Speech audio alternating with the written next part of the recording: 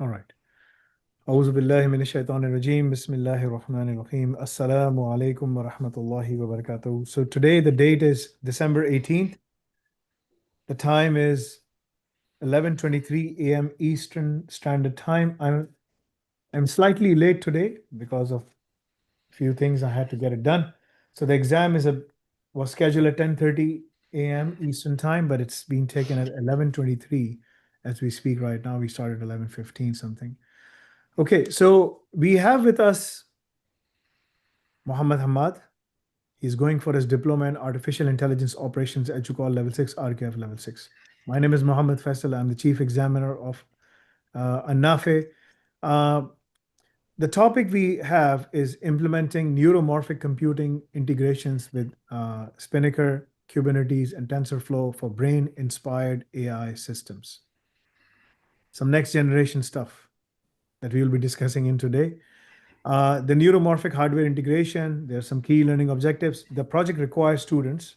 This is what we recently, if you notice, the topics are getting tougher and uh, we need more to be seen during the student presentation as compared to what we have done in the past, right? So things are changing, things are evolving, things are getting slightly difficult. I'm not going to say extremely difficult, but slightly difficult.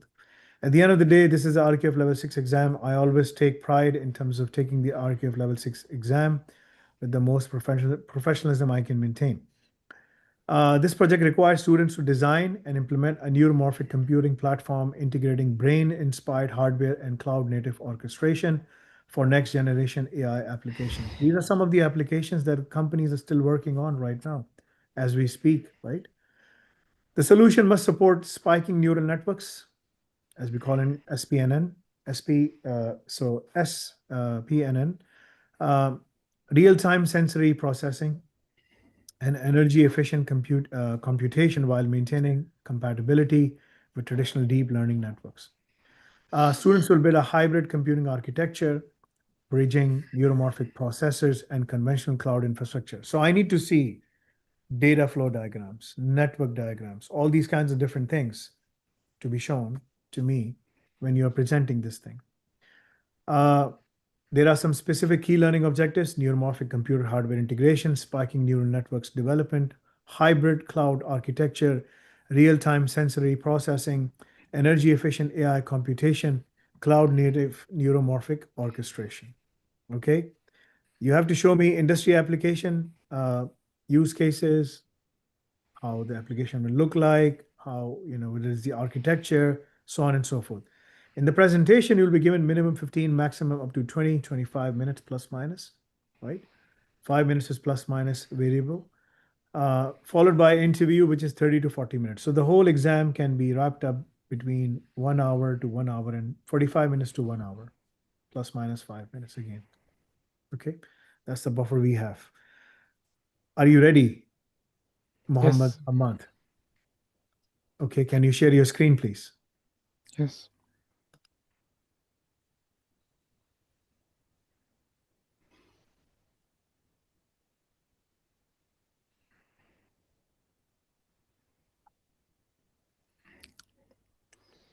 Is this visible? It's loading on my side.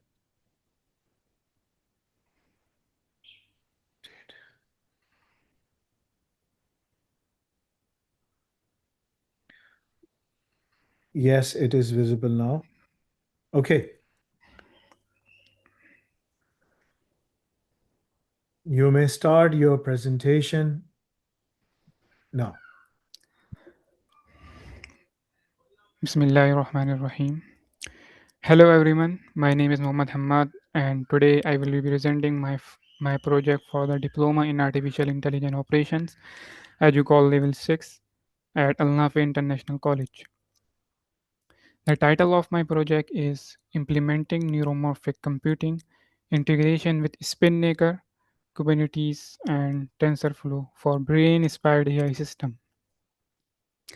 In this presentation, I will walk you through the idea behind my project, the motivation for using neuromorphic systems, the overall architecture, and how the different technologies are integrated. This is a roadmap for today's presentation. First, I will start with an overview of the project. Then I will introduce the tools and framework used. After that, we will explore the main technical areas: neuromorphic hardware integration, spiking neural network development, hybrid computing architecture, real-time sensory processing, energy-efficient AI computation, cloud-native neuromorphic orchestration, industry applications. Let's begin with the overview. This project focuses on designing a hybrid neuromorphic computing platform that combines brain-inspired hardware with cloud-native orchestration. The architecture I designed is a complete end-to-end solution that integrates sensors, neuromorphic processors, simulation frameworks, hybrid SNN to DNN pipelines, and, and a cloud-native orchestration system. Let me first explain neuromorphic computing in simple and clear words. Neuromorphic computing aims to mimic the behavior of the human brain, where both hardware and software operate through spike based neural activity. The goal of this project is to integrate neuromorphic hardware with cloud native orchestration to support spiking neural network, real time sensory processing, and energy efficient AI while remaining compatible with modern deep learning frameworks. In simple terms, the system is fast, efficient, biologically inspired, and scalable. Now let's move on to the tools and framework use. This project brings together a collection of specialized tools. For neuromorphic hardware, the the architecture target platforms such as SpinNaker, Intel Lohi, and Brain Scalers, which are designed for spiking neural workloads. For simulation and model development, tools such as Nest, Pine, and Brain 2 are used to design, validate, and test neural models. The integration layer connects neuromorphic system with deep learning frameworks such as TensorFlow, PyTorch, and JAX. The orchestration layer uses Kubernetes, Helm, custom operators, and service mesh to manage scaling and deployments. For performance optimization and workload scheduling, frameworks such as Ray, DAS, and Slurm are integrated. And for real time data input, the system uses event based cameras and neuromorphic sensors. Now let's move into neuromorphic hardware integration. This forms the core of the system. Spinnaker, Lohi, and Brain Scalers are neuromorphic processors designed to behave like biological neurons. They operate in an event driven manner, meaning they only compute when spikes occur.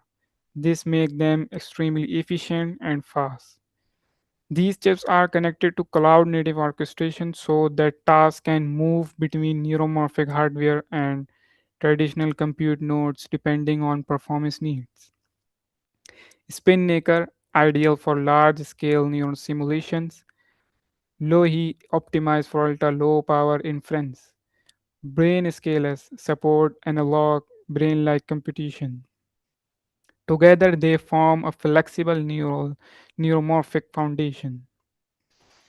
Now, let's move to spiking neural network development. At the core of neuromorphic computing are spiking neural networks or SNNs. To develop these networks, nests simulate large, large neuron populations. Pine, Pine provide a unified interface across simulators. Brian 2 allow flexible, detailed neuron modeling. These models learn using spike timing dependent plasticity. It's also called STDP where connection strengthen or weaken based on spike timing. For example, using Brilliant 2, it is possible to model a neuron that fires when a sound frequency changes, and STDB strengthen the connection when the event repeatedly occurs. SNNs also support tempo coding, where timing carries meaningful information, enabling powerful sequence and real-time processing. Once the model are ready, the SNNs can be combined with deep learning models using TensorFlow, allowing hybrid learning. Now let's explore the full hybrid architecture. This architecture diagram represents the implementation, deployment, and configuration of the entire neuromorphic cloud system. This architecture is fully containerized, meaning all components, including SNN simulators, neuromorphic interfaces, and cloud microservices, are deployed as containers inside Kubernetes. This slide shows the complete hybrid architecture of my neuromorphic cloud system. It is divided into two main domains: the neuromorphic domain on the left and cloud native domain on the right. Starting from the left, the sensor layer include event cameras, auditory pipelines, and tactile sensors. These generate event-driven spiking data only when changes occur. This data flows into the neuromorphic hardware layer, which include spinnaker, interlohi, and brain scalars. These processors are deployed to execute SNN workload using event-driven computation, which gives ultra-low power and real-time performance. Before deployment, the neural models are designed and tested in the simulation and modeling layer using Nest, Pine, and Bedan 2. In this layer, I configure STDB, temporal coding, neuron models, and connection weights. The output of this layer is set of trained SNN models. All neuromorphic connect activity then flows into the hybrid AI bridge, shown in purple. This is where spikes are converted into tensors for TensorFlow, PyTorch, and JAX.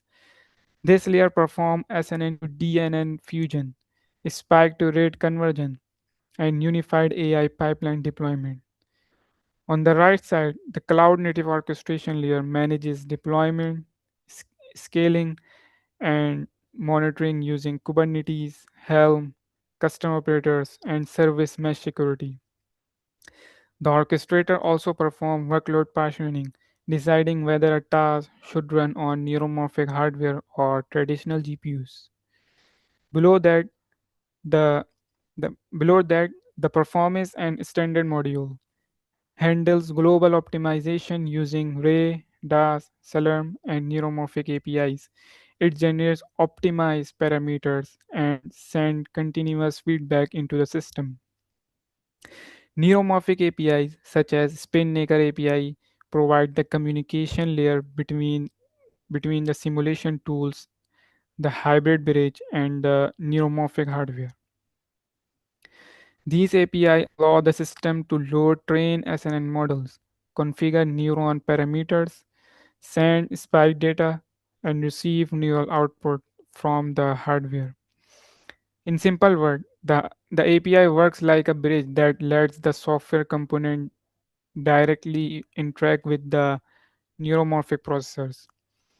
Finally, the output goes to the industry application, which supports robotics, automotive systems, brain computer interfaces, and scientific research. As the diagram shows, the entire architecture supports bidirectional feedback, allowing continuous improvement and adaptation over time.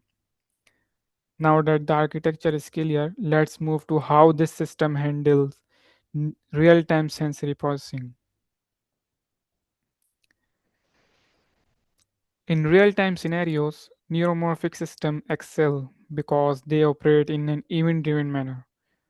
For vision, event-driven cameras generates microsecond level updates by sending spikes only when there is a change in a visual scene, such as motion or intensity variation. For auditory, Coheler-inspired auditory pipelines convert out convert audio signal into spike patterns, similar to how the human ear encodes sound information. For touch, tactile sensor generate spikes only during physical interaction. For example, when an object or human touches the sensor, spikes are produced and sent into the system. Neuromorphic processors handle these spikes instantly, enabling fast, adaptive responses. With STDB-based learning, the system can adjust to new sensory patterns over time.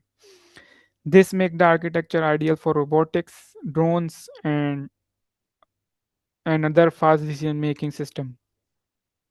For example, in a drone, an event camera can detect fast motion instantly, allowing the neuromorphic processor to react quicker than a normal frame-based camera. Now looks at the energy efficient one of the biggest advantages of neuromorphic system.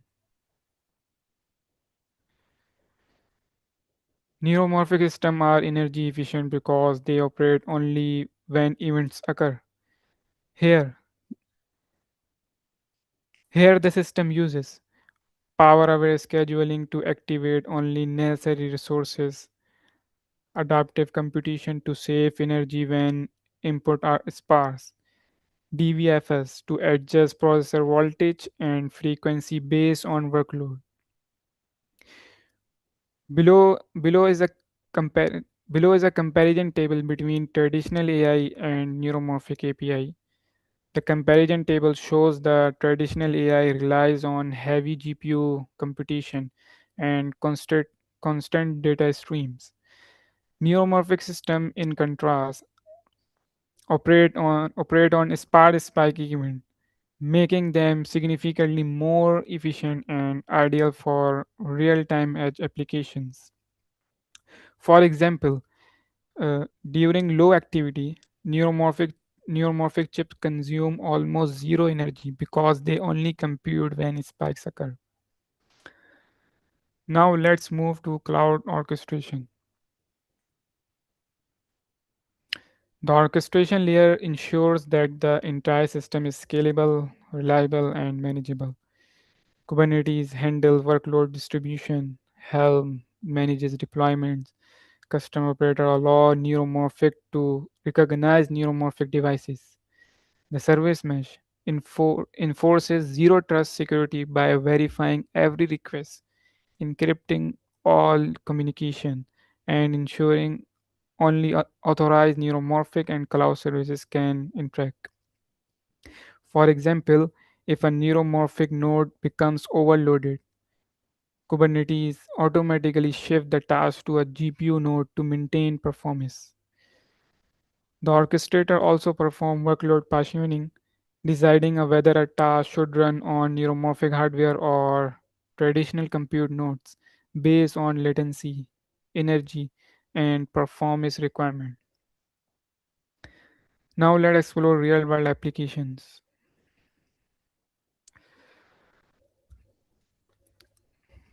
This hybrid neuromorphic cloud architecture is valuable across robotics, automotive, healthcare, brain computer interface, manufacturing, cybersecurity, and research.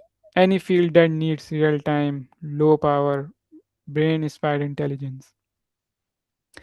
Neuromorphic computing is gaining interest across many key domains: robotics, motion control, adaptive behavior, and real time decision making. Automotive for auto, autonomous navigation and advanced driver assist systems. Brain computer interfaces, neural decoding, biosensing, and medical rehabilitation, healthcare and research, biological neural modeling, diagnostics and simulation, manufacturing and cybersecurity for ultra fast anomaly detection and predictive system. For example, in a in a brain computer interface, neuromorphic hardware can decode neural spikes with much lower latency compared to traditional processors. These applications show how neuromorphic systems deliver performance, efficiency, and brain-like processing to power the next generation of intelligent technology. In the future, this architecture can be extended with better on-chip learning and more optimized neuromorphic edge deployments to make the system even more efficient. That's it from my side. Thank you for your time and attention. You can stop the screen, sharing of the screen, please. The presentation was very, very cold. It's colder on my side of the world right now. I think tomorrow it's going to be, right now, the temperature is, I think it's better. It's -1. But tomorrow it's going to be up to -10 something, right? And there's a winter storm coming up as well. So your presentation was very, very cold.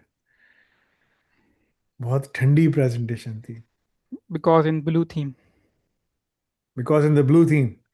Well, I mean, the way you were communicating was also like as if you're reading, right? So when you go for the interviews and stuff like that, you have to be much more energetic and enthusiastic, right? I mean, neuromorphic is such a great topic to discuss, right? There are so many things we can do by just using our brain waves, right? But anyway, let's jump into the Q&A. I've already I marked the I presentation. want to show you one thing. I have done some hands-on work. Can I show you if you allow me? Sure, please. Bismillah. Can can I share? Yes, Can I yes, share please. this? Yes, you can. You should have submitted this as well during the for the project because that's exactly what I want to see what you have done.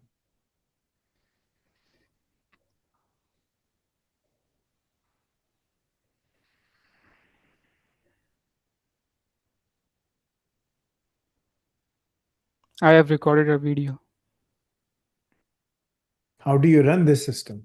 I mean, you have recorded the video, but is it like running on a container, on a cloud? What is it?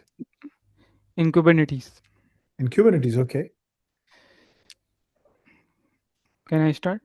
Yes, please.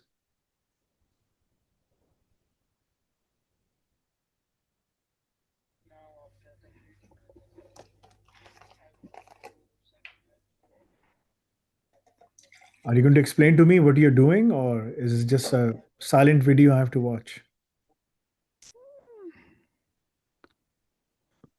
What is the intent of the video? I mean, what are you trying to show me? I am trying to show you what I have done. That's what I'm asking you. What have you done? क्या किया तुमने? What have you done? Is it related to the project? Yes, I have. I have done simulation behind two and TensorFlow or Okay. Okay. integration. Can I start? Please start kar do. You're losing time. You should have started like when I said to you, like, yes, you can start.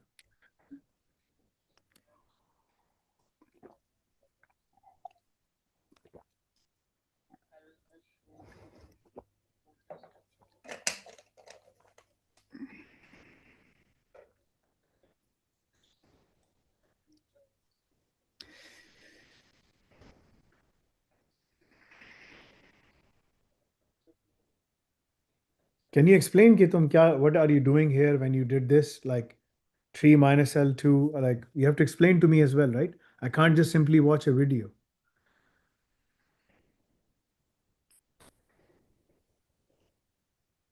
So explain to me what exactly are you doing here? I have created two. I have created two services behind two and uh, TensorFlow. Then I deployed these into Kubernetes. Okay, And and keep on explaining to me as well while the video is playing so then I can see if it makes sense because there is no video, right? There's no audio. There's not just a video. So I can't understand by just watching a video like this, right? So you have to explain to me what exactly is happening in each and every step. Go. wait, I will wait.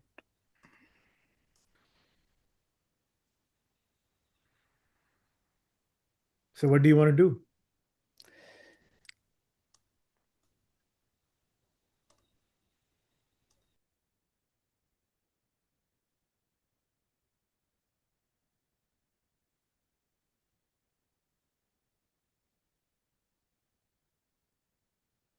Now after completing my presentation,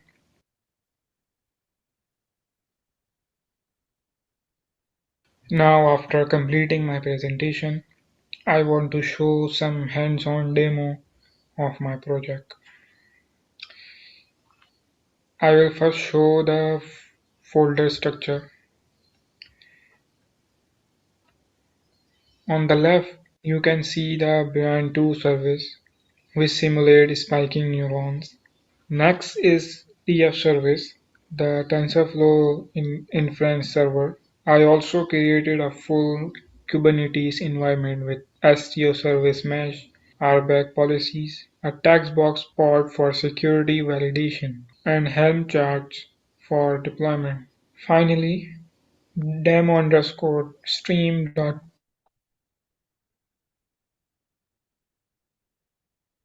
connects everything and show live neuromorphic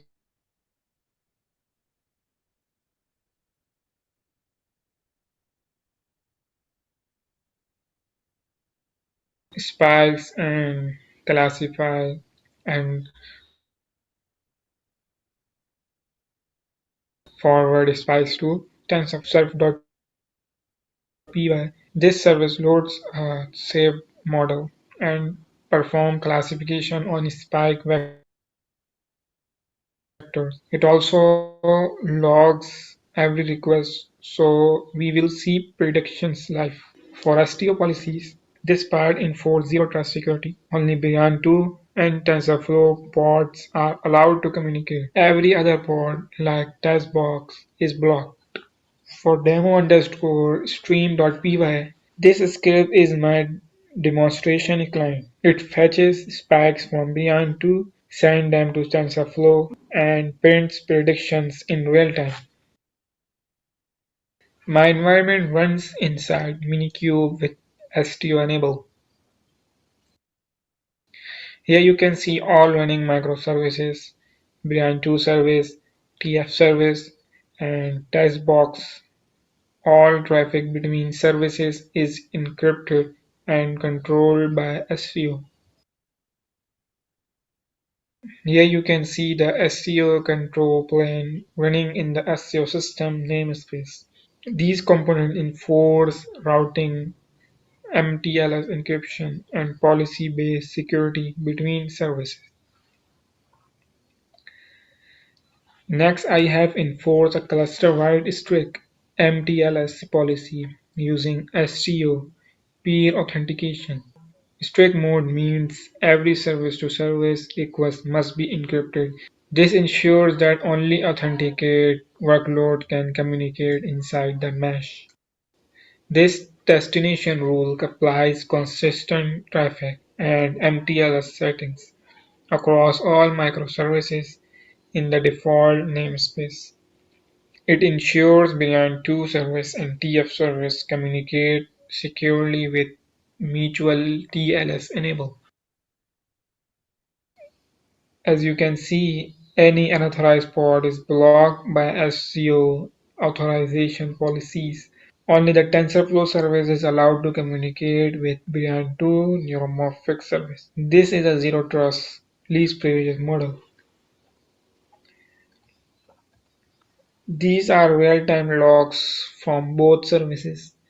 You will see spikes generated by Brian2 and predictions from TensorFlow appears live. I am now port forwarding both services so my local demo stream can connect to them. Now I am running the real-time neuromorphic stream. On the right, Brian2 generates biological spike patterns. Each spike vector is sent to TensorFlow, which perform deep learning inference. The outputs shown here include the predicted class and confidence values. This demonstrates the hybrid neuromorphic cloud architecture working end-to-end. This endpoint shows a single inference cycle, a spike train generated by Brian2 and classified by TensorFlow. This completes the hands-on demonstration of my hybrid neuromorphic cloud system. I show real-time spike generation, TensorFlow inference, encrypted service mesh communication, RBAC restrictions, and full microservice orchestration in Kubernetes. Okay, you can stop the thing. I mean, in the limited resources you had, right? The architecture diagrams and the data flow diagrams are not adequate, so I have marked you for that.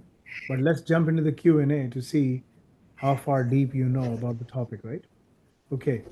Since you have showed me some of the things, I'm going to ask you, uh, like question related to. So the first five questions are normally easier. The last five questions are the tougher ones, right? You have showed me your demo, so I'm going to give you the last five questions first to see, what kind of expertise you have gathered so far. So how long it took you to prepare for the topic? Muhammad Hamad, I'm asking you. Muhammad Hamad, are you there? Muhammad Hamad. Therefore, is my voice clean or is he having a problem? Yes, you are fine. I think he had an issue, but I think he's Muhammad back Hamad, now. I'm asking you a question.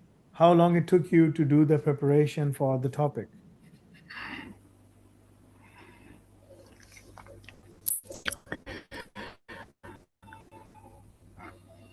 Muhammad Hamad, can you hear me? Hello, hello, hello. Can you hear me?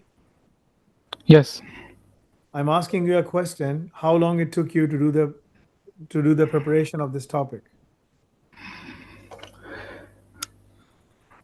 I have submitted presentation on 14 November.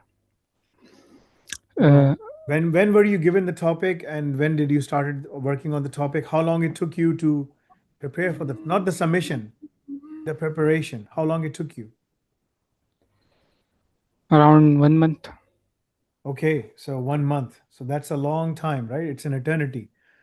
So I'm going to ask you some specific questions, right, regarding this thing. So if you are being hired as a AI platform engineer, right, role, how would this architecture influence your skill requirements? I mean, what expertise would you need to say that I have all of these things that makes me an ideal candidate for this, you know, for this job, AI platform engineer role? As per your architecture, this architecture, what do you need to know?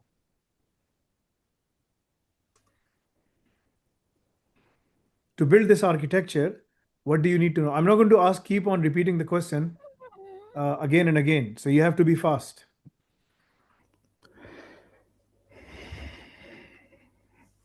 I will provide this system to any industry that needs low power and No, the any. question, और से सवाल सुनो.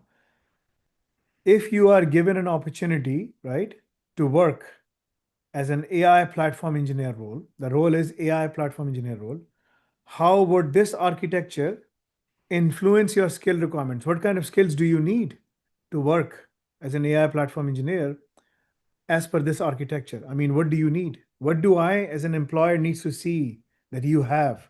What do you have? Let me translate this question.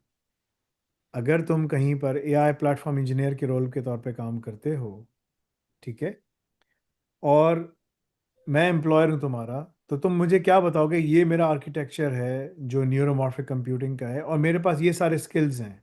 कौन से सारे skills हैं? I am going to से क्या स्किल्स हैं? What skills do you have? Name two skills.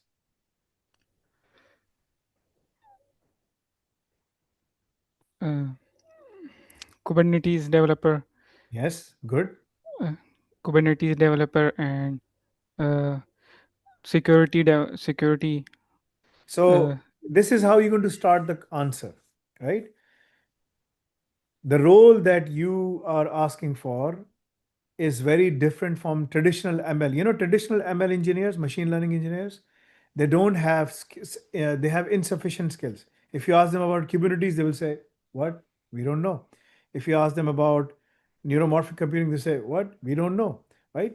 So you have to say, this role would require expertise in Kubernetes. I have that. And then what else?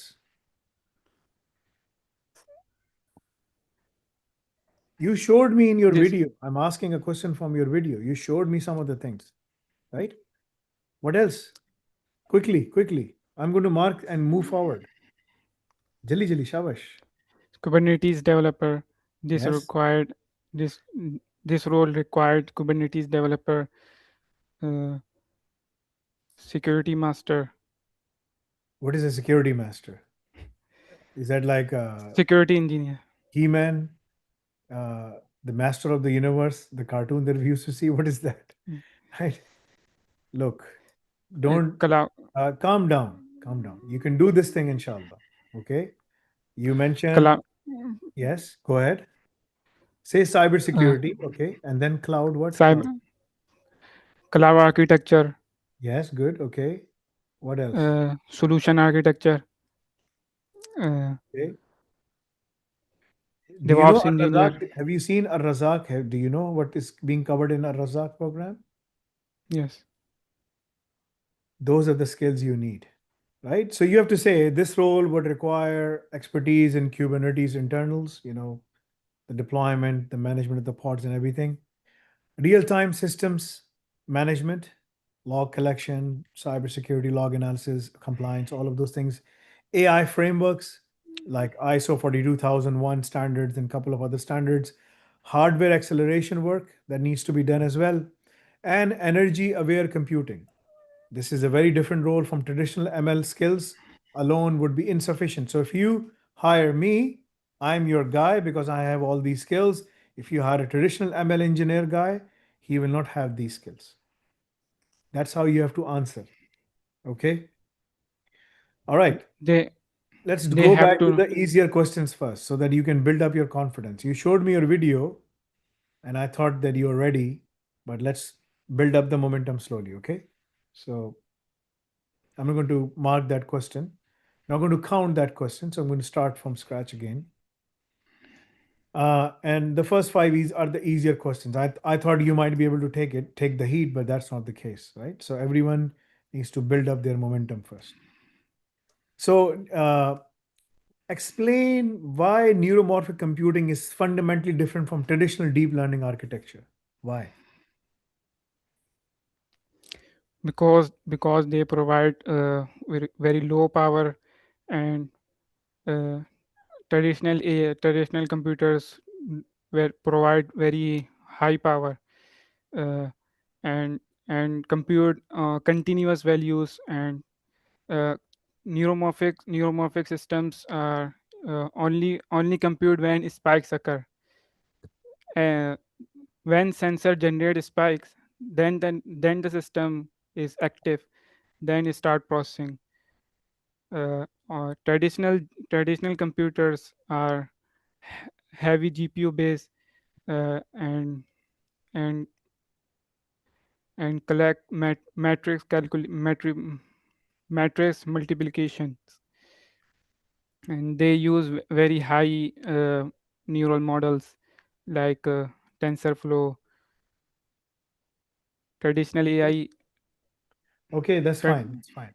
That's fine. I mean, the answers are not coming out very well. You have to say, so neuromorphic computing operates on event-driven, spike-based processing, mimicking biological neurons, whereas traditional deep learning relies on dense numerical matrix operations, right? The neuromorphic computing systems activate computation only when spike occurs, resulting in significantly lower power consumption and latency, especially for sparse real-time data streams. I'm going to give you an example.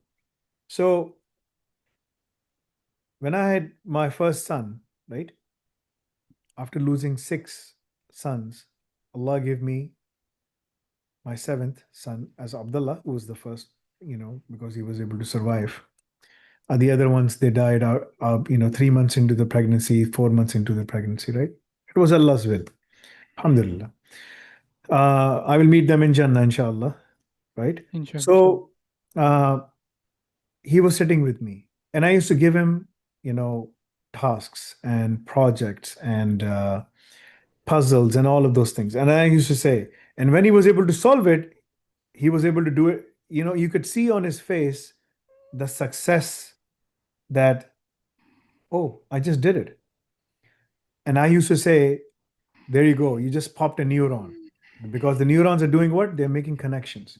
So when you use your brain, it works. When you don't use your brain, it's idle, right? It doesn't do anything. It doesn't use energy. It doesn't do anything. It's degrade. So there's a lot of research coming up nowadays that those who keep on using their brains by reading, by engaging themselves in mental activity and other physical activities where they have to use their brains as well, they have longer lives as compared to those who don't, right? So this is a very formidable thing for human beings to mimic a brain. Can they develop it? I don't think so, right? They can create quantum computers, they can create all of those things. This is AGI level stuff, right? You can start thinking, right? You can start doing all of those things. That's not going to happen. This is my belief. Scientific evidence aside, and don't make these sounds like don't make these sounds, okay? Uh, so it is my Islamic belief that humans will never be able to achieve that, to create something that mimics it. They can say it mimics the brain, but it cannot be at the function of even like a human brain, right? Anyway, so what role does Spinnaker play in the presented architecture that you have, and why is it suitable for SSN workloads? Why spiking neural network simulation? Why is it good?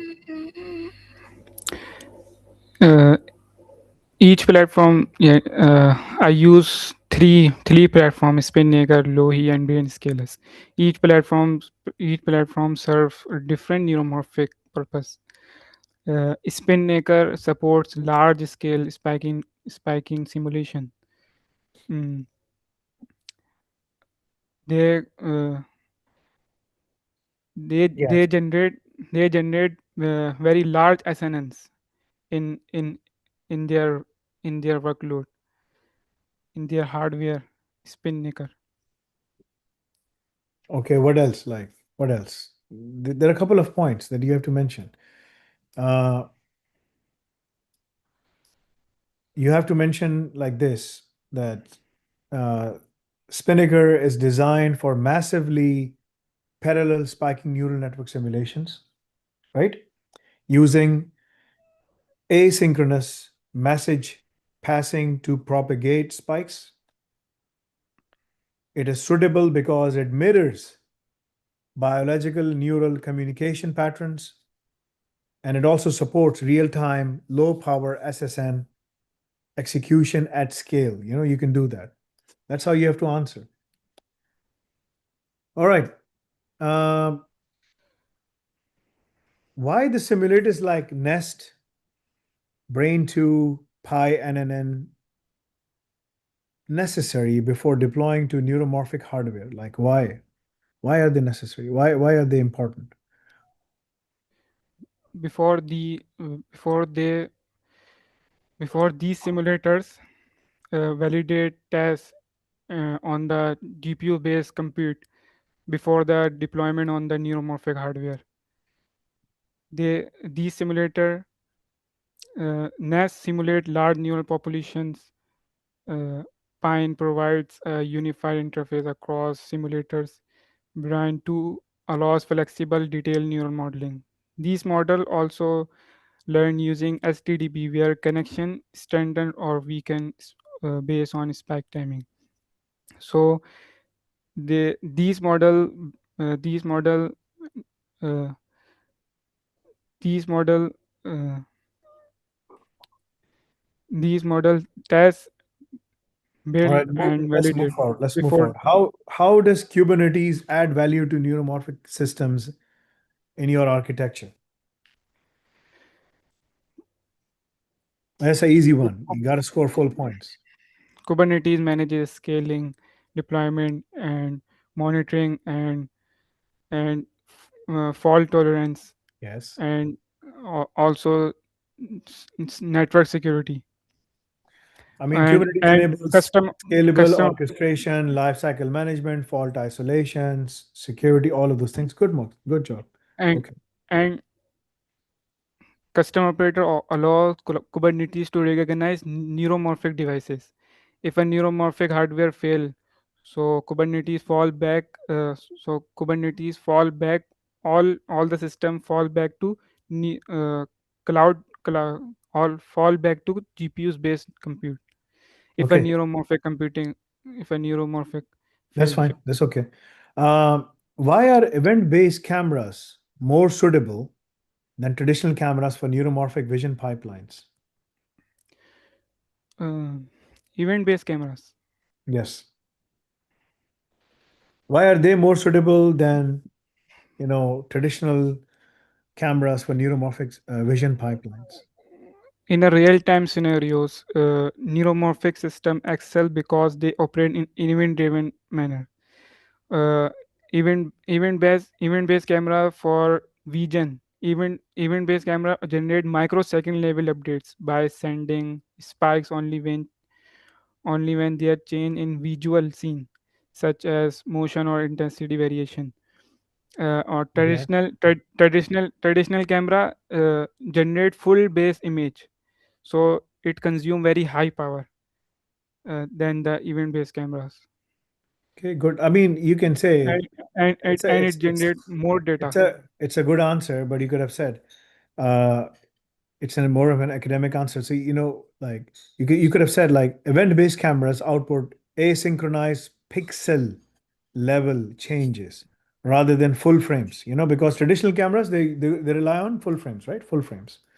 Aligning naturally with spike-based processing. This reduces data volume, latency, and energy usage, making them ideal for neuromorphic vision tasks, right? Uh, when you go to the airports or these embassies or any of these places, this is where you will find neuromorphic, event-based cameras, right? Not the traditional cameras. So they help facilitate in the computer vision much more better as compared to, traditional cameras. Uh, I think I the think phones, tactile sensor. I think sorry, tactile sensor used for robotics.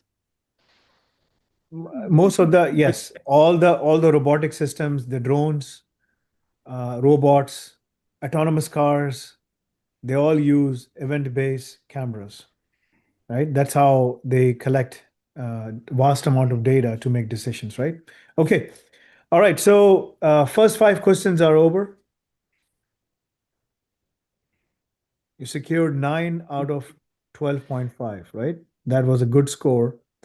So now is now, a tougher one. now the tough, yes. I'm going to take off my gloves, right? The gloves are off. It's bare knuckle, bare knuckle. Okay. All right. So now let's jump in, right?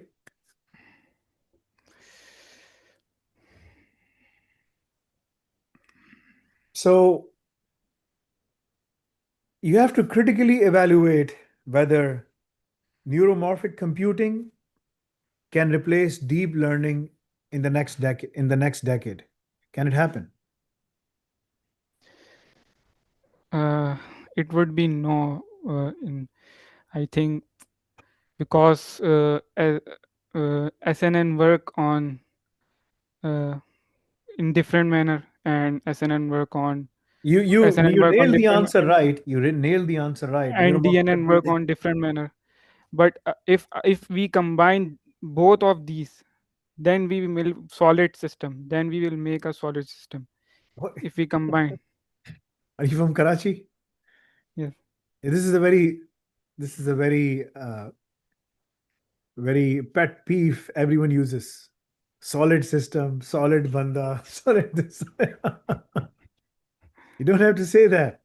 There's no such. I mean, what is like? Are we talking about matter state, solid, liquid, gas? What is this? Right? No, you have to say the neuromorphic computing will not replace deep learning, but will complement it. Its strength lies in energy efficiency, temporal intelligence, and edge autonomy, while deep learning remains dominant for large scale representation, learning and training, right? All the LLMs, they will keep on learning data through deep learning, right? If you add neuromorphic computing to it, Then we will get yes, low but power. neuromorphic computing is good, but it's not the level of and the amount of data they need can only be provided by deep learning, right? Right. So it's a much vaster access of data as compared to because for the neuromorphic computing, you're limited to that specific data set, like which is being generated through the spikes, right? So for example, if you implement, I wouldn't say that there is any brain activity happening in like, so there are honest people and then there are you can say our corrupt leaders, right? Corrupt leaders uh, in the Muslim countries. You will see like uh, if you want to see if they have any brain spike activity going on, or if the people who are going to the masjid, if they have any brain spike activity, you will see there is no spike happening when they are at the masjid, right? When Rasulullah Sallallahu Alaihi Wasallam, you're a Muslim, I can give you an example. When Rasulullah Sallallahu Alaihi Wasallam said, Anzartukum minan nar, Anzartukum minan nar. And this was his khutbah. He just kept on saying one word. I'm warning you from hellfire. I'm warning you from hellfire. And Amma Aisha radiallahu anha says, our mother, she said that, now, like there was like Dajjal Masjid, in Hatta Dajjal Masjid, like there was like people were running and screaming. So there was brain activity. They said, like, what is Prophet Muhammad Sallallahu Alaihi Wasallam is warning us from? From hellfire, right? And then he said, for those who give false testimony, for those who plunder other people resources and all of those things, right? When you see, and when I go to the masjid and I'm seeing people sitting there, and even the imam, there is no brain activity because people are just dead from the inside. Spiritually, they are dead from the inside, right? But when you go to these corrupt people, you talk about Islam or anything like that, ethics, good practices, no spike brain activity. As soon as you talk about, I will give you 10%, 20%, you can take this card, you can plunder these resources, you will see spike activity happening immediately, right? Right? This is neuromorphic computing example. Yeah, this is how I see things. I study a lot of things. I work on a lot of labs, developed, millions and millions of labs, alhamdulillah, right? For neuromorphic computing. So when I'm designing it, I'm thinking it, while the Quran and the Sunnah books are in front of me, because I'm reading them, then I'm doing this, then I'm reading them, then I'm doing this, right? And this is how I come up with the stuff and say, like, Allahu Akbar, it's ajib, right? Anyway, okay. How would you evolve this architecture to support large-scale federated neuromorphic learning? How would you do that?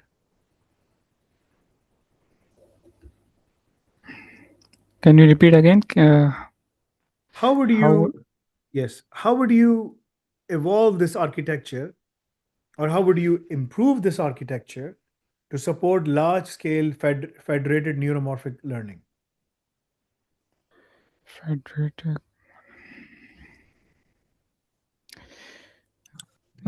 We can uh, we can we can implement cloud services on this systems.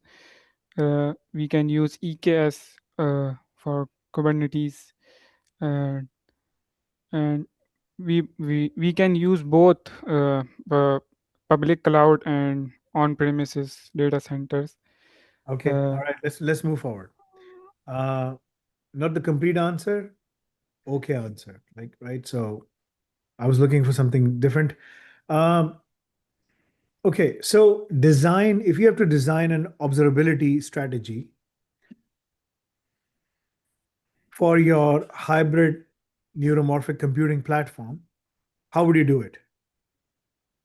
I mean, when you have to design, I need observation, I need observability. What is happening in the platform, in my system? What kind of logs, what kind of reports, what kind of KPIs you need to see to ensure that it is working fine? What would you do?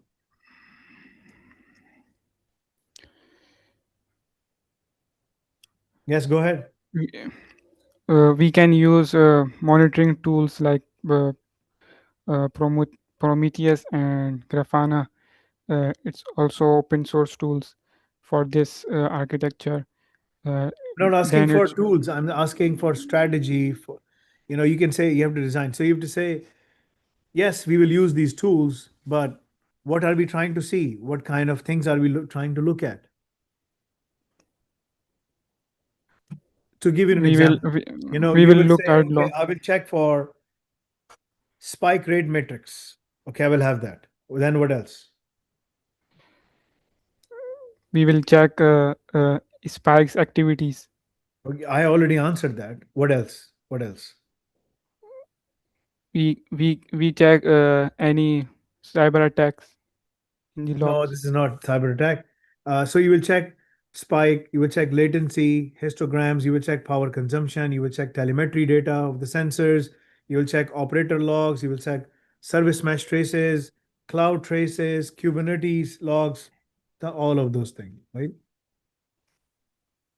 All right. Uh, a neuromorphic robot fails intermittently in real-time navigation.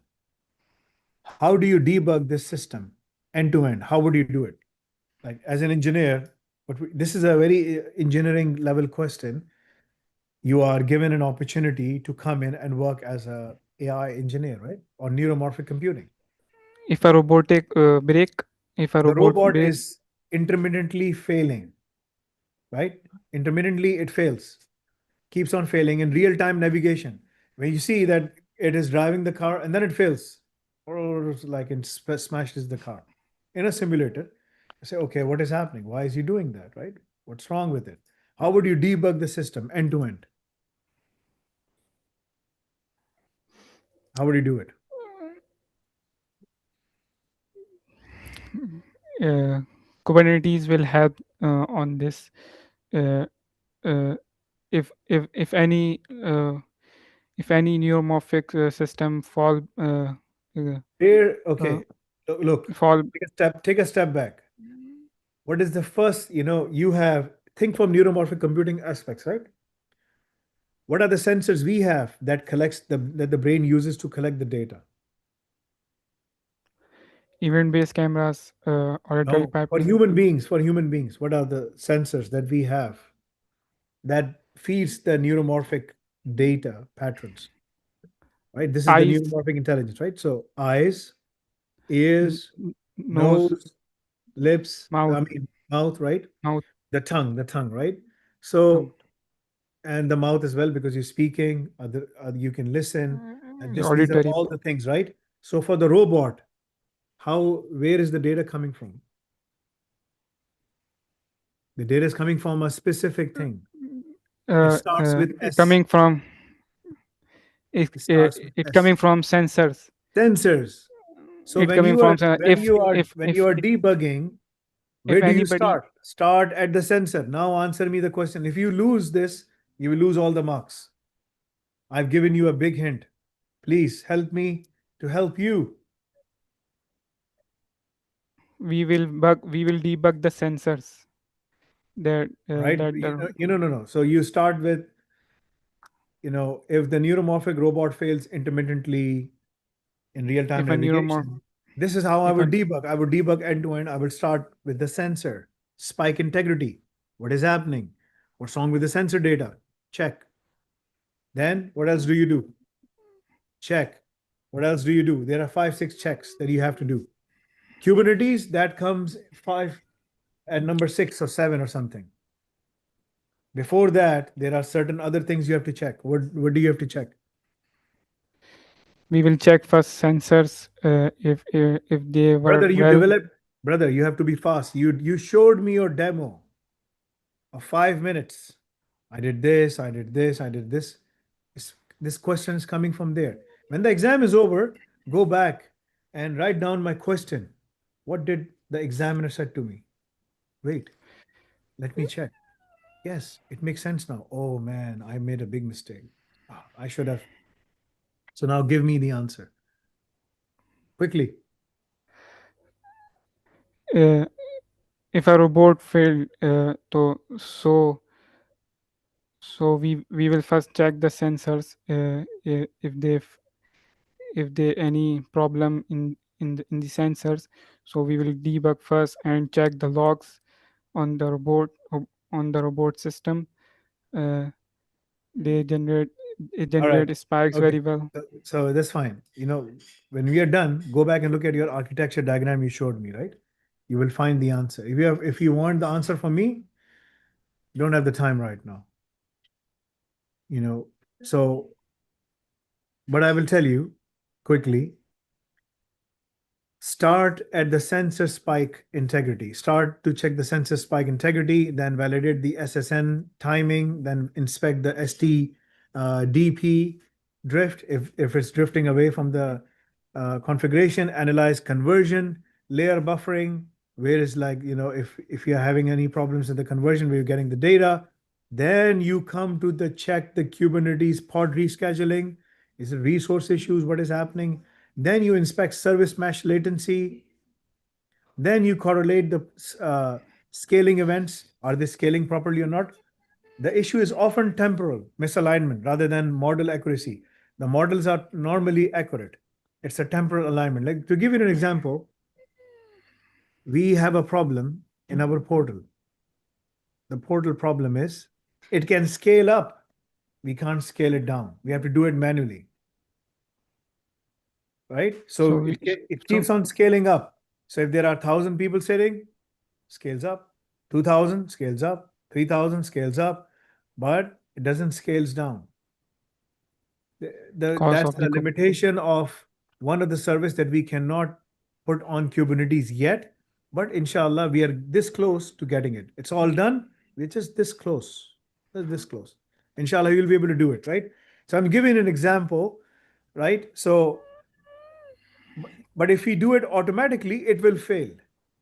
It will fail, right? That's how we were able to pick up. It's a temporal misalignment rather than a model accuracy. The model of the Kubernetes, you know, horizontal scaling and vertical scaling and the downward coming back, the expansion and the contraction is right. It's a temporal alignment issue with one of the service, and that's what we're trying to address. Similarly, the same tactic needs to be involved here. This is the reason I ask everyone to do Kubernetes, QB astronaut, and golden QB astronaut. The golden QB astronaut, if I have to open this, I'm going to show it to you, right? So QB astronaut and golden QB astronaut. right?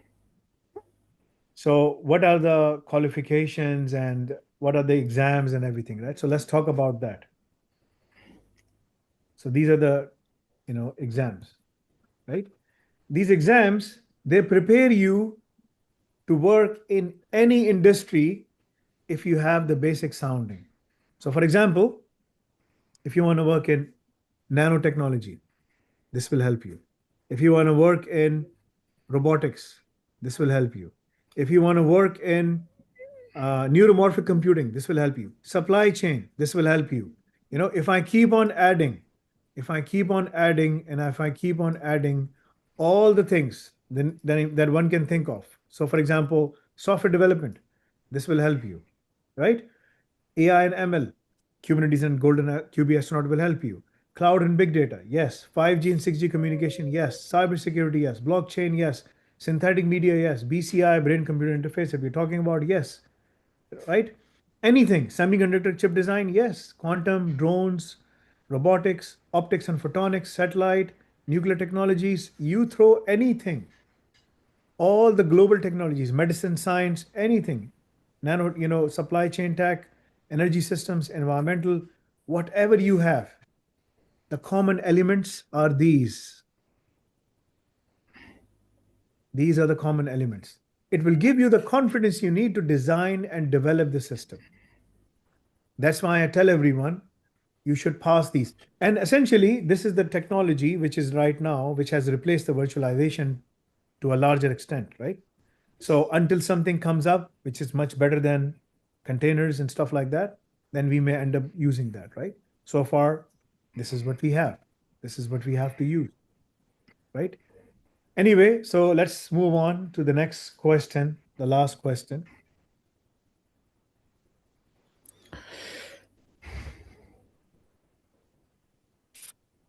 How do you, looking at your presentation? Can I see my architecture? Yes, you can. So how would you guarantee a deterministic latency in a Kubernetes orchestrated neuromorphic system? How would you do that? Can you What is, elaborate what is, more? what is meant by deterministic latency? What is meant by that? What does it mean? Can you repeat? Deterministic, determine. It comes from determine.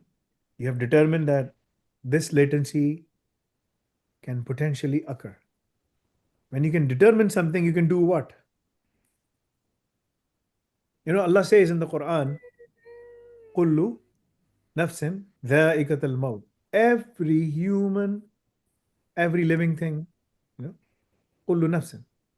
Every human being will taste death. Every living thing will taste death, right? It is determined. It is determined. That's a deterministic, it's determined, it will happen. So when we are running architecture, it is determined something will happen. So deterministic latency means, what does it mean then? I've already explained to you all the topic. What does it mean?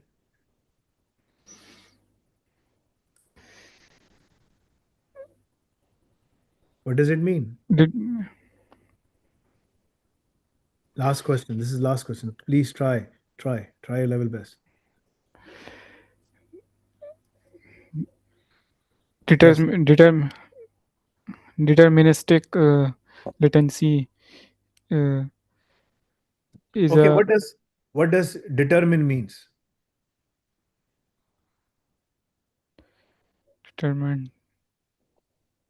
It is predictable, it is consistent, it is repeatable, right? Right? This is what determine, right? Determine means determine that you will one day die.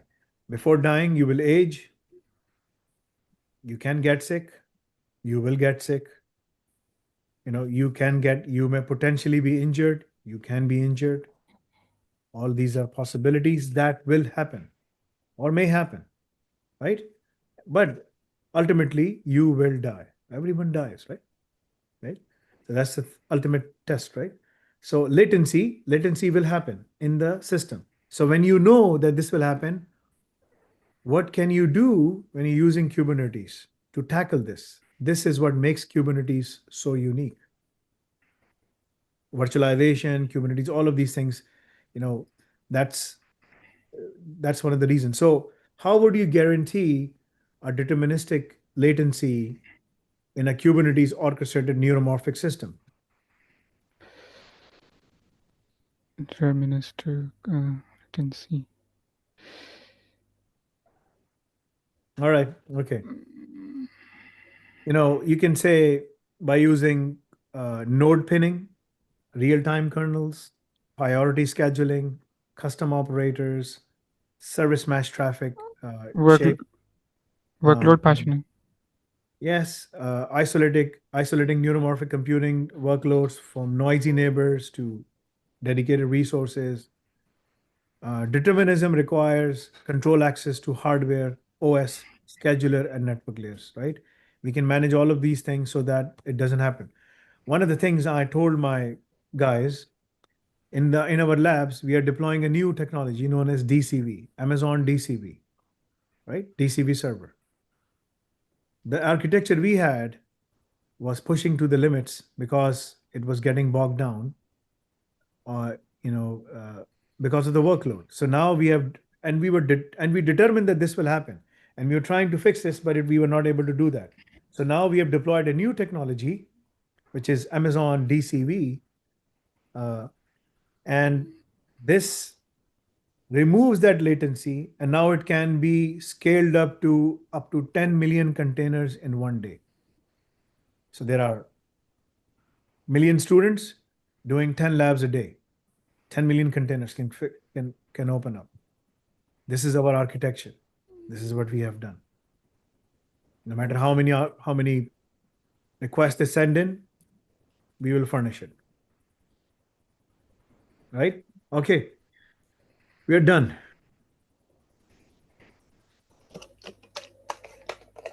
How was your exam? Last 5 question was tough.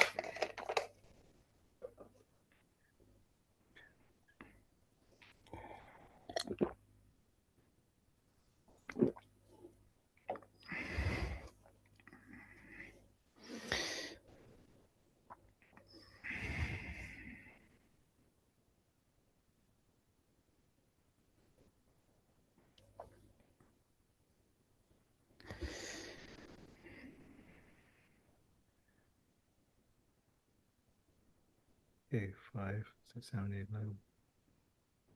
2.5, 1.5, 1.5, 0.5.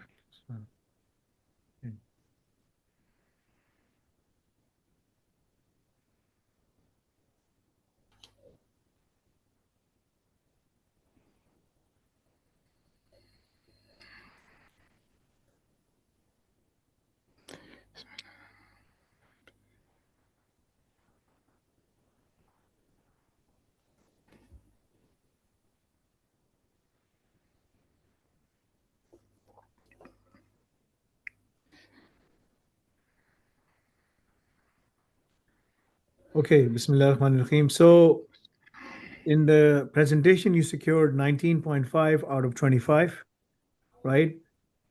You lost the marks because I was not able to see detailed architecture flows and other things, but you did showed me in that thing, the last thing.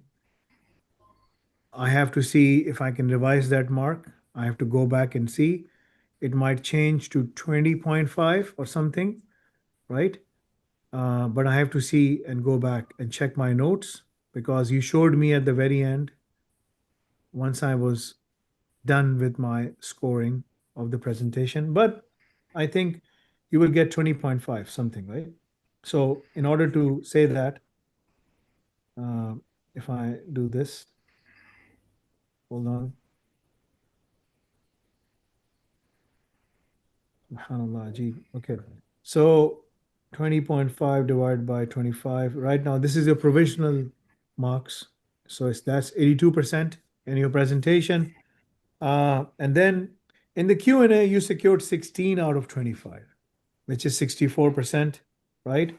So all in all, Your final marks is 20.5. Again, this is provisional. I have to go back and check and see, right? That makes up to 36.5 in total out of 50. Divided by 50 is going to be 73%. You have passed your exam. Okay? Now, Alhamdulillah. this is, alhamdulillah, this is what you have to do. There are millions of jobs in neuromorphic computing. The industry is developing right now as we speak, right? You are only 20 years old, Yes. right? I saw your KYC. You're only 20 years old. यहाँ पर ऐसे बच्चे हैं, we have students. 14 years old एक लड़की आई थी परसों. It was, I think on Tuesday, I believe. Tuesday. 14 years की बच्ची है जिसने अपना AI Ops का एग्जाम पास किया है, right? And she did her O levels, matric किया, AI Ops किया. Now she is going to Portugal इंशाल्लाह. उसकी फैमिली के पास PR है, पोर्चुगल का वर्क परमिट आ गया है, तो she is going to Portugal to do her masters इंशाल्लाह. 17 साल का बच्चा मास्टर्स करने के लिए बाहर जा रहा है. आज मेरे पास, ठीक है ना, सुबह इस लड़के का मैसेज आया. This is the message from one of the students, right? His name is essence, AH essence. So he sent me कि फैसल भाई मेरा एडमिशन हो गया है, आई एम गोइंग इंशाल्लाह, I am really really happy, I am make dua for me. I said inshallah, may Allah make it easy, right? This is Asan Khan. I'm going to show you his Wobi as well, okay? So ये उसका score है. This is his score, right? This is इसका interview set हो गया है, right? So he's going, mashallah, to do his masters. Interpass. He's interpass. ठीक है ना? इसने EduQual ये FSC किया है इसने. तुम्हारा B ग्रेड आया है, इसका A+ आया है FSC में, इंटरमीडिएट में, राइट? इंजीनियरिंग के अंदर, right? This is what I was able to see. इस लड़के ने ये डिप्लोमा AI Ops किस तरह से मिलता है, इसने वो स्कैन किया, जमा कराया, सब कुछ किया. He is going to US now. He is a QB, he soon to be a QB astronaut. एक एग्जाम इसका रह गया है. जाने से पहले पहले ही गोल्डन QB एस्ट्रोनॉट भी बन जाएगा, क्योंकि लास्ट एग्जाम सारे आसान है. ये सारे इसने हमसे डिप्लोमा जमा कराया, बैंक डॉक्यूमेंट, ये सब चीज़ें इसने जमा कराई. He got the admission, right? इसका आज इंटरव्यू का लेटर आया है. ये इंटरव्यू का लेटर ऐसा होता है, देखो उसको, let me show it to you कि इंटरव्यू का लेटर कैसा होता है, so that you know this is him. जब आपको एम्बेसी US बुलाती है F1 वीज़े के लिए, आपको इस तरह से लेटर मिलता है, ठीक है? पाकिस्तान, जुनेद, इसके, सॉरी जुनेद बोल रहा हूँ, एहसनुल्लाह, इसके एहसन खान, जो वट एवर, राइट? सो इसने अपना नाम हटाया, सब कुछ किया है, वो किया है. I-20 certificate of eligibility for non immigrant student, visa status, masters के लिए जा रहा है. देख रहे हो? Computer science, right? Major none. It's computers and systems. ये AI का कोर्स है. इसका जो डिग्री जिसको मिला है एडमिशन, वो MSc इन AI में मिला है, ठीक है ना? Students is proficient, yes, English में उसका वो आया. और जो उसने जमा कराया score, you will be surprised to see, जिसने जमा कराया, जो इसका वो था, वो इसने ड्यूलिंगो जमा कराया. Duolingo, this is his Duolingo test, right? You see, Duolingo test. So he's going, mashallah, to US. If he goes to US, he saved all of his time. You saved all of your time. He's going to US. He's of the same age as you. Same age as you. Right? इसने कर लिया. There's a younger kid, Sayyid Awab Rahmani, right? You might have seen his name. He's also going to UK for his masters. Some of them have worked really, really hard. None of them are exceptional. कोई इनमें ऐसा नहीं है जो उसका बहुत ज़्यादा 90 में स्कोर आया हो, चीते हो. No no no no. In fact अवाबुर रहमान QB एस्ट्रोनॉट होने के बावजूद हमारा इंटरव्यू पास नहीं कर सकते जॉब का. Yes, because people still have to do all the labs. You can pass these exams by just memorizing stuff. But when it comes to real jobs, you have to do the labs. So go and complete Ar-Razak labs. If anyone comes to me and say कि यार मुझे interview में जाना है, क्या करना है, मैं क्या करूं, कैसे तैयारी करूं, go and do the labs. The labs are covering every single thing. QB astronaut, golden QB astronaut, enterprise architecture, TOGAF, policy making, cybersecurity, business requirements, GRC, Python. It covers observability. It covers each and everything that you can think of, that the employers may think of when they're offering you a position, right? वो इसकी चीज भी तो आएंगे इसकी भी सबकी है. लैब्स आएंगे न्यूरोमॉर्फिक की आएंगी No, अभी this आगे. is for specialization. अच्छा. अगर तुम AI ops के साथ स्पेशलाइजेशन लेते हो, you have to pay. Pakistan से बाहर $1,000 है, पाकिस्तान के अंदर 1 लाख रुपए इसकी फीस है. ठीक है ना? You can do that. ठीक है ना? उस न्यूरोमॉर्फिक कंप्यूटिंग में हम क्या पढ़ा रहे हैं, आई कैन उसका उसका स्पेशलाइजेशन का नाम है brain computer interface. Right, that's the specialization name. उसके अंदर हम तुम्हें क्या पढ़ा रहे हैं, I can tell you that right now if you want to know, if you want to work in this area. Right. So let me tell you, इसमें हम क्या पढ़ा रहे हैं. इसमें हम पढ़ा रहे हैं अंडरस्टैंडिंग न्यूरो साइंसेस फंडामेंटल्स, क्योंकि उसके साथ तुम्हें अलग से 100 आवर्स का तुम्हें वीडियोस मिलेंगी जो तुम्हें देखनी पड़नी है, और तकरीबन 1,000 से ऊपर लैब्स मिलेंगी. Then it talks about capture, pre-process and analyze EEJ, MEJ, ECOG signals, use open source tools, design machine learning and deep learning pipelines for neural signals classification, emotion detection and motor imagery decoding. सब मेरे सामने लिखा हुआ है. Right? Deploy BCI applications in edge cloud environments with CI/CD pipelines. Apply AIOps principles to automate data collection, monitoring, performance tuning. It covers foundation of neurosciences and neural signals, data acquisition and instrumentation, signal processing and BCI, Open BCI, Emotive, Muse, NeuroSky. सब चीज़ों के ऊपर हम काम तुम्हें दे रहे हैं. Completely open source tools. 99% tools इसमें open source हैं. Use MNE Python, EEG Lab, MATLAB Python, BrainFlow, BCI Lab, NIMFI, SciPy, Pandas. बहुत सारी चीज़ें हैं. फिर इसके मॉड्यूल है. There are different modules. So one module is Foundation of Neurosciences, Data Acquisition and Instrumentation. Module 2, Module 3, Signal Processing of BCI. Module 4, Machine Learning and Deep Learning. Module 5, Brain to Device and Brain to Cloud Communication. Module 6, Cloud Native BCI Infrastructure. क्या क्या तुम्हें Amazon, ये सब लोग कौन कौन क्या क्या देते हैं. BCI, cyber security and data governance कैसे होती है. Human computer interaction.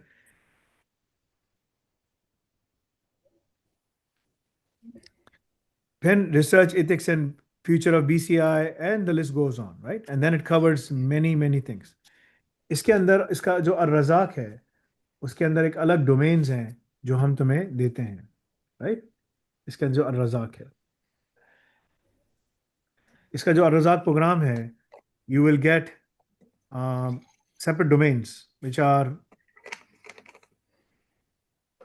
I think, all together मिलाकर it comes up to be, let me see,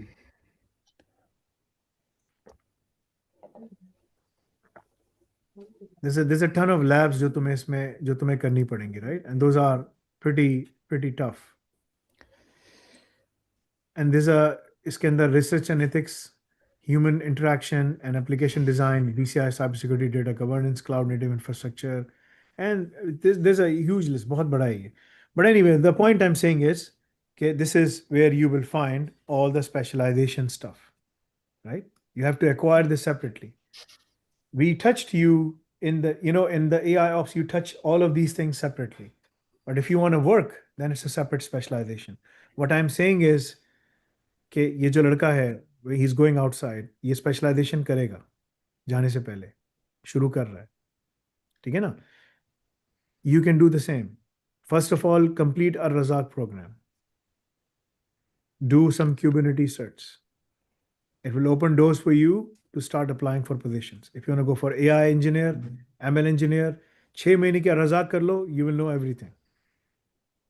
You can ace any job interview. Any job interview. right? Inshallah. Start applying, inshallah. Once you are secured, then you can start planning to go out to US, to UK, to Canada, wherever you want to go. पढ़ा लिखा आदमी को कोई नहीं रोक सकता. जिसके पास skills हैं, no one can stop you. Doesn't matter how you look like. I used to sit in the boards, and I still sit in the boards, right? With this beard and a cap. And my pant is always above my ankles. It doesn't matter how you look like, right? Ji. Or you have a scruffy beard or whatever, right? It doesn't matter. Your beard is much more smoother than me. Mine is very rough. It's like manje ke wo nahi hote. You're smooth. Yours is smooth, right? Mine is very hard, right? But alhamdulillah, this is what Allah has given me. Alhamdulillah, I'm happy. But I'm saying is, it doesn't matter. What matters is you have the skills. If you have the skills, and if you know how to communicate effectively and deliver the business, the value they're looking for, the organization will ask you to please come and sit with us. Obviously, you have to be hygienic, and all of those things are very important. This is, half of the iman is keeping yourself extremely clean, right? From top to bottom. That's what Islam says, right? So you have, don't just say, okay, Faisal Bhai said I can be scruffy and can be ganda manda and can be, like a six-pack Joe, and I can just walk into the office like this. No, you can't do that, right? You have to be super clean, right? Squeaky clean, right? Ji. And be the best presentable you can be, inshallah, because you're not only representing the company, but you're also representing Islam as well, right? These are all the things that matter, inshallah. So good job. You passed your exam. Complete a Razak, 6 months, 9 months, complete that. Okay? Then start applying for jobs. If you want to do specialization, you can pick up any specialization from 36 domains. 36 plus domains. You can pick anything you like, one or two, whatever you want to do, right? That is something you can do, inshallah. The other thing is you have to make sure that you complete all the labs of a Razak Part 1 as well that you have, right? Try to complete all of them. If your वो तो membership कर is ली. expired, renew it to make sure that you complete all of them, because that will give you the confidence you need for Part 1 and Part 2 or Razak to ace any interview, any exam, wherever you want to go. Once you are stabilized financially, then you can start looking at US, UK, Canada, wherever you want to go, inshallah. You have a lot of time, but that doesn't mean you waste your time. Okay? This is my recommendation for you. Any questions? No. मैंने एक सवाल पूछना था कि इस diploma से कि Italy में हो जाएगा मेरा एडमिशन मास्टर के लिए. Don't go to Italy. It's not a good place. मैंने वहाँ पे सुना है कि वो फ्री एजुकेशन है वहाँ पे. There is no तो such thing as problem free education. The government pays them to the university on your behalf, right? But again, at the end of the day, in Italy, the job opportunities and all those things are going to be very extremely bad for you. One, language barrier, and then two, it's a very small economy based on other things, not a tech economy, not like other things, right? Germany is better, France is better if you want to go. Nordic countries, Scandinavian countries are still better. Sweden, Finland, Denmark, these places are better for you. There's a ton of opportunities in many, many sectors, right? Language may not be a big problem because most of the places they speak English, right? That's why I said financially stabilize yourself, then go for masters. Masters करना सबसे आसान काम है. But you have to find the job. These skills will enable you, inshallah, to go into the market and find the jobs. But prepare yourself and go at a better place. Inshallah. Yes, to answer your Inshallah. question, you can go anywhere you like in European Union. We will arrange the admissions for you, right? But then again, सही. the most important thing is you need to have the skills. There is no such thing as free education. You might think it's free for you, but the university is being paid by, by the government. But then you become the product, and those courses are useless. You do degree from any university, even Oxford or Cambridge. It will only give you a work permit to work in that country, like in UK 2 years, in Canada 2 to 3 years, depending on the degree program. In US 3 years, in Germany similar time, 1 to 2 years time, 3 years time, whatever. That's what you can get to work in that country. But if you don't have the skills, The degree will not give you anything. Degree से तुम्हारा कुछ नहीं होगा. Okay? चलो, जज़ाकल्लाह खैर. Ask your parents to make special dua for me. Subhanakallahumma bihamdik.